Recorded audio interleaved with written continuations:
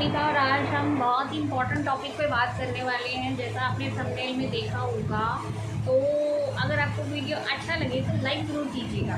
तो जो दोस्त मेरे चैनल पे न्यू है वो मेरे चैनल को सब्सक्राइब कर लें और घंटी का बटन ज़रूर दबाएं, सो दैट मेरे आने वाले सारे वीडियोज़ की नोटिफिकेशन आपको मिलती है। तो दोस्तों, आज हम बहुत ही इम्पोर्टेंट टॉपिक पर बात करने वाले हैं जो सबको ज़रूरी है। मतलब मैंने आज तक कितने लोगों को देखा है जो बहुत दुखी हैं अंदर से। इनफैक्ट किसी टाइम में मैं भी बहुत दुखी थी। तो मैं आपको एक छोटी सी स्टोरी के साथ बताती हूँ। एक कंपैरिजन करेंगे हम और उसके बाद आपको शायद समझ आए कि मैं क्या कहना चाहती हूँ। जब बच्चे छोटे होते हैं ना दोस्तों, तब माँ बाप उनके ऊपर बहुत प्रेशराइज करते हैं पढ़ने के लिए, मार्क्स लाने के लिए, कि जब मार्क्स अच्छे आएंगे तो उन्हें अच्छी स्ट्रीम मिलेगी 10th 11th 12th में, या फिर आगे जाके वो अच्छा कोर्स कर पाएंगे। मे बी उन बच्चों को उनके अंदर मतलब मन नहीं है पढ़ने का, फिर भी वो उनको ज़बरदस्ती पढ़ाते हैं। ये आजकल हमारे सब बच्चों में होता है, सारे घर के बच्चों में, सबके घरों में यही होता है, कॉमनली यही होता है। पर आपने कभी सोचा है जब बच्चा 10th 11th 12th तक पहुंच जाता है, या फिर जिसकी एज 14-15 साल हो जाती है, वो बच्चे बड़े सेंसिटिव हो जाते हैं। उनको पता है कि उनके माँ बाप जो हैं वो उसे बहुत उम्मीदें लगा के बैठे हैं, बहुत उम्मीदें। और क्या होता है दोस्तों, कई बार मैं बताऊँ आपको, जब वो उम्मीदें पूरी नहीं होती ना, तो ये जो हमारे छोटे बच्चे होते हैं ना, ये डिप्रेस हो जाते हैं।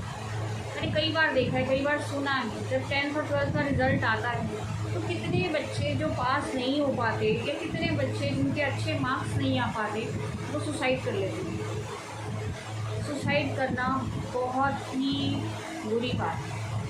भगवान ने आपको बहुत सुंदर ज़िंदगी दी, बहुत ही अच्छी, करोड़ों गुना अच्छी ज़िंदगी दी है भगवान ने आपको। कभी भी सुसाइड मत सोचिए, करिए ज़िंदगी तो बहुत दूर की बात है, मैं कह रही हूँ सोचिए भी मत। बहुत अच्छी ज़िंदगी दी है भगवान ने। और अगर आपको लगता है ना कि आपके पास कुछ है नहीं और आप दुखी हैं और आप इस वजह से सुसाइड करना चाहते हैं, तो आप दूसरों को देखिए, आपके पास उनसे कई गुना ज़्यादा है, कई गुना ज़्यादा। लोग कहते हैं हम गरीब हैं, आप देखिए जिनको बॉडी पार्ट्स की ज़रूरत होती है वो करोड़ों दे के भी ऑर्गन लेते हैं। आपको तो भगवान ने अच्छा वाला शरीर दिया हुआ है, भगवान ने अच्छी आंखें दी हुई हैं, हाथ दिए हुए हैं, पैर दिए हुए हैं, शरीर इतना अच्छा दिया हुआ है। आप मेहनत करें। देखिए, सक्सेस पाने के लिए शॉर्टकट रास्ता नहीं होता है। ये जो शॉर्टकट बोलता है ना, जो भी बोलता है शॉर्टकट, वो आपको गलत रास्ते पे ले जाएगा। पहले तो ये समझ लीजिए, आप कभी भी शॉर्टकट की बात सोचिए ही मत। शॉर्टकट में कहेगा ना कोई, आज आप मुझे 1 लाख रुपये दे दीजिए, मैं आपको 5 दिन के अंदर 1 करोड़ दे दूँगा या 10 लाख दे दूँगा, वो गलत रास्ते पे ले जा रहा है। वो गलत रास्ते पे आपको भी ले जा रहा है और आपकी आने वाली फैमिली को भी ले जा रहा है। कभी भी गलत रास्ते पे, शॉर्टकट रास्ते पे मत जाइए। लॉन्ग है लेकिन वो आपको अच्छी जगह ले जाएगा, आपको सक्सेस देगा। ये बहुत ही इम्पॉर्टेंट होता है। जो हम पहली बात तो हम अपने बच्चों के अंदर इतना डर बैठा देते हैं कि वो हमसे बात करने लायक ही नहीं हो पाते। बहुत डर लगता है बच्चों को अपने पेरेंट्स से बात करते हैं। उन्हें लगता है कि यार ये समझेंगे ही नहीं मुझे। वो हमसे ज़्यादा अपने फ्रेंड्स, अपने दोस्तों को समझते हैं। वो सोचते हैं मैं अपने दोस्त से बात कर लूँ, वो मुझे ज़्यादा अच्छे तरीके से समझ पाएंगे, क्योंकि वो मेरे एज की है, वो मुझे समझ पाएगी कि मेरी क्या दिक्कत है। आप कभी भी अपने बच्चों पे इतना प्रेशर मत डालिए कि वो आपसे बात करना भी थोड़ा अनकंफर्टेबल फील करें। उनको इतना कॉन्फिडेंस दीजिए कि वो आपसे खुले दिल से बात करें। कोई भी प्रॉब्लम हो, मैं कह रही हूँ वट एवर प्रॉब्लम, पढ़ाई की तो अलग बात है, कोई भी प्रॉब्लम हो वो आपसे खुले दिल से बात करें, डरे नहीं। मेरी खुद की बेटी अभी 10th में मैथ्स लेने से डर रही, मैंने उसे समझाया, मतलब डांटा भी, ऐसा नहीं कि नहीं डांटा, मैं खुद, मेरी बेटी है, मैं उसे डांट देती हूँ, बट मुझे बुरा लगता है उसे डांटना, मुझे अच्छा नहीं लगता उसे डांटना। बट मैं उसके भले के लिए कह रही थी। एक्चुअली उसकी दोस्त उसको आर्ट्स लेने के लिए कह रही थी और मैं उसको साइंस लेने के लिए कह रही थी। बट उसे नहीं पता, आर्ट्स और साइंस का डिफरेंस नहीं पता है उसे अभी सीरियसली ये भी नहीं पता कि आर्ट्स में जाके क्या होगा और साइंस में जाके क्या होगा। मैंने उसे ये बोला कि तुम साइंस ले लो, तुम्हारा मन ना करे, तुमसे नहीं पढ़ा जाए, तुम छोड़ देना, तुम पर डरो मत। तुम कोई काम करो तो उसे बिना डरे करो। उसे मैथ्स से बहुत डर लगता है, वैसे मुझे भी लगता है, बट अब मुझे अच्छा लगता है मैथ्स। तो जब मैं उसकी एज में थी तो बहुत डर लगता था, मैं समझ सकती हूँ उसकी फीलिंग्स को। तो आज मैंने उसे भी यही समझाया, जब वो उसे मैथ्स मेरे कहने पे लिया। मैं सब पेरेंट्स को यही कहूँगी कि आप अपने बच्चों को डांटने की बजाय समझाइए। बच्चों को, भाई बहनों को, अपनी फैमिली को, आप किसी को भी जो उसे आप अपना मानते हैं, आप उसे डांटिए मत, उससे लड़िए मत, उससे झगड़ा मत करिए। पहली चीज़, बच्चे हैं तो उन्हें डांटिए मत, उन्हें समझाइए, प्यार से समझाइए, उसके प्रॉज एंड कॉन्स बताइए, इसका ये गलत इफेक्ट है, इसका ये सही इफेक्ट है।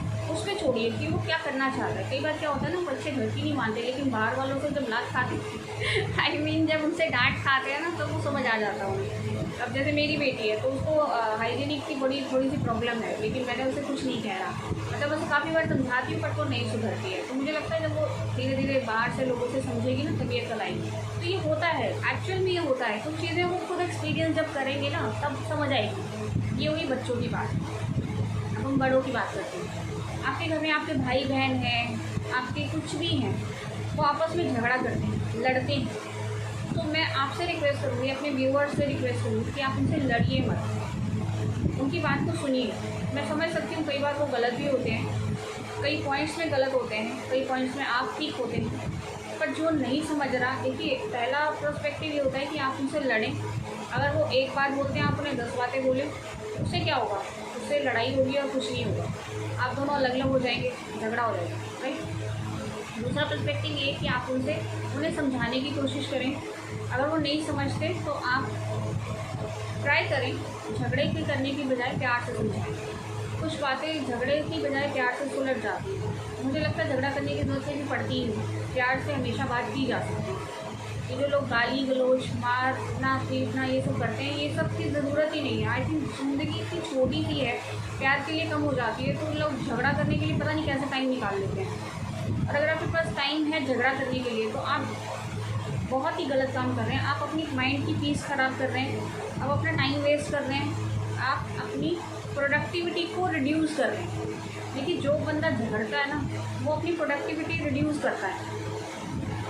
उसको सबसे बड़ी दिक्कत ये है कि वो, उसके पास लड़ने के लिए टाइम है, लेकिन अपने आप पर ध्यान देने के लिए टाइम नहीं है, अपनी ग्रोथ के लिए टाइम नहीं है उसके पास। कि मतलब ऐसा होना चाहिए कि आपके पास टाइम ही नहीं होना चाहिए दूसरे के बारे में सोचने का। आपके पास अपने लिए, अपनी ग्रोथ के लिए इतना टाइम होना चाहिए कि दूसरे की तरफ देखने की ज़रूरत ही नहीं है। आप अपने आप में बिजी रहें, इसे सेल्फिशनेस कहते हैं। मैं ऑलवेज कहती हूँ कि मैं भी सेल्फिश हूँ, बट हाँ, अपने लिए सोचना कोई बुराई नहीं। अपने लिए सोचिए, और अपने लिए सोचने के अंदर आप ये मत सोचिए कि मैं उससे लड़ूँ कैसे, उससे झगड़ूँ कैसे, उससे छीनूँ कैसे, ये मत सोचिए। उसको जाने दीजिए, जिसको लड़ना है उसे भूल जाइए। मेरा एक बहुत सिंपल रूल है, कोई आपसे झगड़ा करता है, कोई आपको गाली गलौज करता है, तो आप उससे रिश्ता परमानेंट ख़त्म कर दीजिए, मत कीजिए उससे बात। क्योंकि अगर आप उससे बार बार अच्छे बनेंगे ना, तो अच्छे बनने के चक्कर में वो आपको लूट लेगा। तो अच्छे बनने से बेटर है उससे रिश्ता परमानेंट ख़त्म। ना बोलना, ना बात करना, ना देखना। दुनिया में अगर आपके पास पैसे हैं ना, तो 100 रिश्ते बन जाएंगे, और अगर आपके पास पैसे नहीं है तो कोई पूछेगा भी नहीं। दोस्तों ये मेरी बहुत ही अच्छी एडवाइस है, क्योंकि मेरी खुद की एक्सपीरियंस की हुई है। जब आपके पास पैसे नहीं होते ना, तब आपको पता चलता है आपके रिलेटिव्स कौन है, एक्चुअल में कौन है आपके रिलेटिव्स, आपके दोस्त, आपको चाहने वाले, सब पता चल जाता है। जब आपके पास पैसे होते हैं ना, तब पूरी दुनिया आपकी रिलेटिव हो जाती है, सारे ना जान पहचान के भी रिश्तेदार खड़े हो जाते हैं। तो ये होता है एक्चुअल में, पैसा आपको बताता है कि क्या पावर है उसकी, या फिर क्या उसके होने पे क्या होगा, और उसके पैसे के ना होने पे क्या होगा। ये उसके इफेक्ट्स हैं। तो आपको लड़ना झगड़ना इन सब चीज़ों से दूर रहना है, और अपने आप पे कॉन्सेंट्रेट करना है।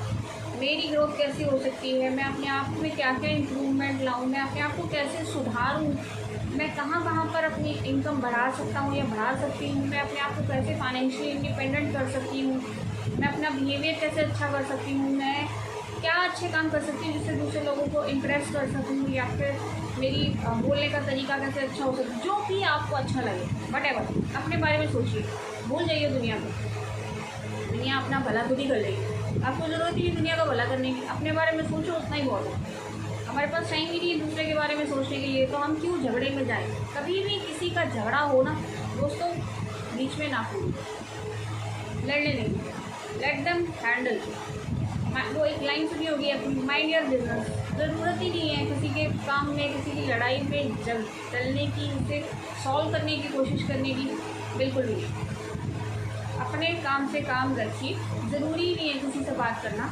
अपने काम की तरफ ध्यान रखिए, अपने आप में ध्यान रखिए, अपनी ग्रोथ की तरफ ध्यान रखिए। ये बहुत ज़रूरी बात है जो हम नहीं सोचते हैं जब हम किसी से लड़ रहे होते हैं।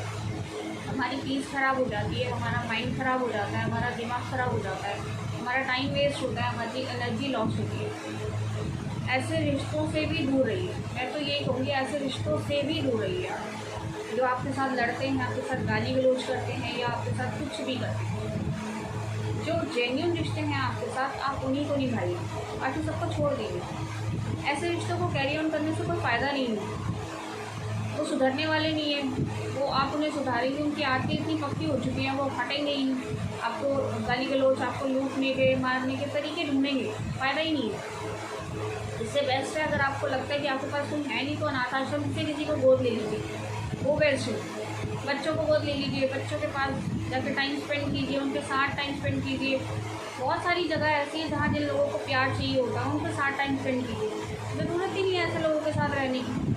बहुत फैमिलीज बन जाती हैं दोस्तों, डोंट वरी। दुनिया में लोगों को तो प्यार चाहिए। लोग इतने अकेले हैं, आप मानेंगे, किसी से भी आप बात करें ना तो अंदर से वो खोखला है। बाहर से तो सब अच्छे हंसते हुए नज़र आते हैं, सब अंदर से दुखी हैं। और कोई रियल पर्सन मिल जाएगा जो अंदर से दुखी नहीं है, बाकी सारे ही दुखी। तो ज़रूरत ही नहीं है आपको लड़ने झगड़ने की। अपने आप में कॉन्सेंट्रेट कीजिए। आप बहुत प्रीशियस हैं, भगवान ने आपके जैसा किसी और को बनाया ही नहीं। आप समझिए इस बात को। कभी भी अपने आप को किसी से कंपेयर मत कीजिए, कभी भी। आपके अंदर जो क्वालिटीज़ है ना, वो किसी और के अंदर नहीं है। आपकी क्वालिटीज़ आप ही की हैं।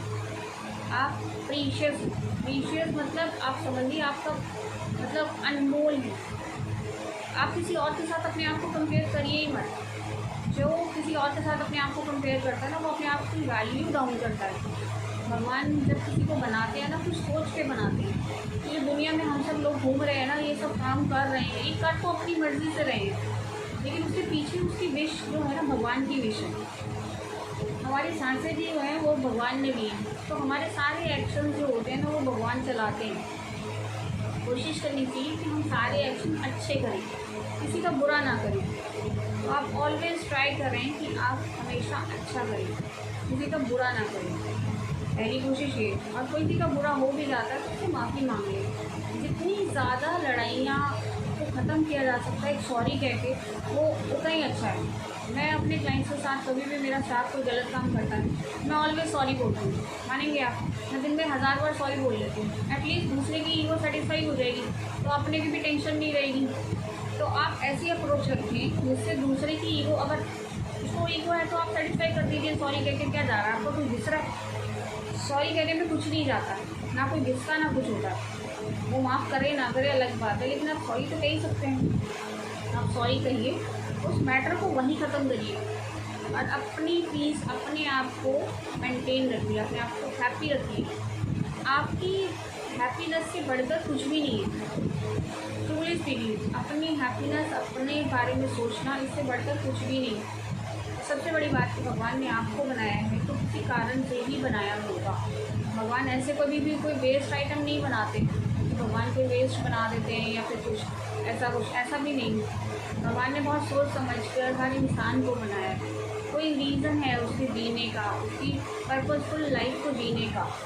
तो आप अपने आप को कभी भी किसी से कंपेयर मत कीजिए। ऑलवेज हैप्पी रहिए, सेटिस्फाइड रहिए, खुश रहिए और बस भगवान को थैंक्स कहते रहिए।